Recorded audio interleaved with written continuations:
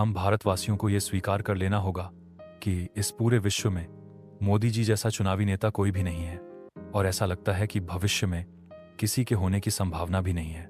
मोदी जी 24 घंटे काम करते हैं, यहाँ तक कि मीडिया वाले ये भी बताते हैं कि ये सिर्फ 4 घंटे ही सोते हैं, और तो और मोदी जी कभी छुट्टी भी नहीं लेते। जनता को ऐसा लगता है कि मोदी जी ये सब देश के लिए कर रहे हैं, तो जनता को जितना जल्दी हो सके इस भ्रम से बाहर निकलना होगा, क्योंकि मोदी जी हमेशा चुनाव जीतने के लिए काम करते हैं ताकि लंबे समय तक सत्ता में बने रहे, और जिनकी बदौलत सत्ता में आए हैं उनका कर्ज उतार सके और उनको भारत के खजाने से धन लूट कर देते रहे और वो संतुष्ट रहे। अभी अभी कुछ समय पहले मोदी जी के माताजी का देहांत हुआ। मोदी जी अपना कैमरा की टीम लेकर पहुंच गए थे और लोगों की संवेदना बटोरने की खूब कोशिश हुई। मीडिया ने मोदी जी के मातृ प्रेम का खूब प्रदर्शन किया। ऐसा लगा जैसे उनके जैसा इस पूरे पृथ्वी पर कोई बेटा ही नहीं है। मोदी जी के मातृ प्रेम दर्शाने का तरीका ही बिल्कुल अनोखा है। उन्होंने अपने सर का मुंडन ही नहीं कराया, अंतिम क्रिया की हिंदू रीति रिवाजों को अनदेखा कर दिया। मोदी जी अपनी माता से इतना प्रेम करते थे कि उनके पास सरकारी आवास होने के बावजूद भी उन्होंने अपनी मां को सुविधाओं से दूर रखा।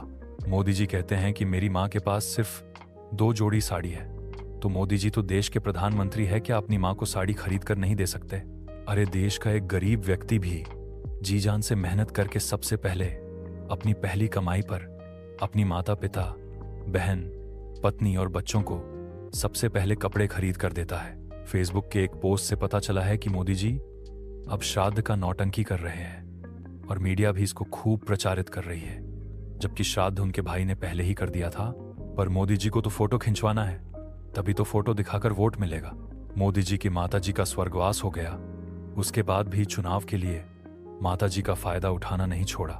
किसी में मोदी जी की माता जी के बारे में अपशब्द कहा है। समर्थकों के अनुसार राहुल गांधी ने गाली दिया है। समर्थक समाज में लोगों के ये बता रहे हैं कि मोदी जी की माता जी को गाली मतलब हमारे देश के सभी माताओं को गाली है, और हमको चुप नहीं रहना चाहिए, हमको इसका विरोध करना चाहिए।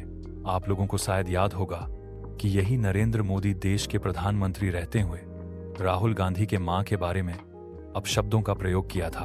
तो क्या राहुल गांधी की मां सोनिया गांधी मां नहीं है क्या?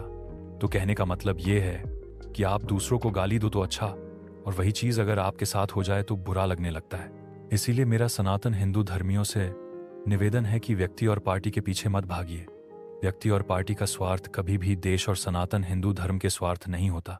नेता हमेशा से हिंदुओं को और सनातन हिंदू धर्म को चुनाव के लिए यंत्र समझते हैं, जिसको इस्तेमाल करके चुनाव जीतते हैं, और जीतने के बाद सिर्फ एक ही लक्ष्य होता है कि जितना भी चुनाव में पैसा खर्च किया गया है वो कैसे भी करके जनता को परियोजनाओं के नाम पर मूर्ख बनाकर सरकारी खजाने से पैसा निकालकर पार्टी फंड में डालना, और पार्टी के फंड को जितना हो सके उतना बढ़ाना।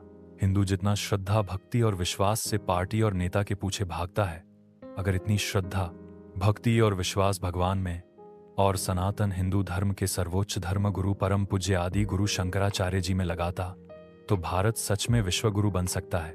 क्योंकि भारत को विश्वगुरु बनाने में, भारत से बेरोजगारी दूर करने में और भारत के जीडीपी को बढ़ाने का जितना ज्ञान और सामर्थ्य हमारे शंकराचार्य में है, उतना सामर्थ्य किसी भी नेता में नहीं है, चाहे उसके पास कितनी भी डिग्रियां क्यों ना हो।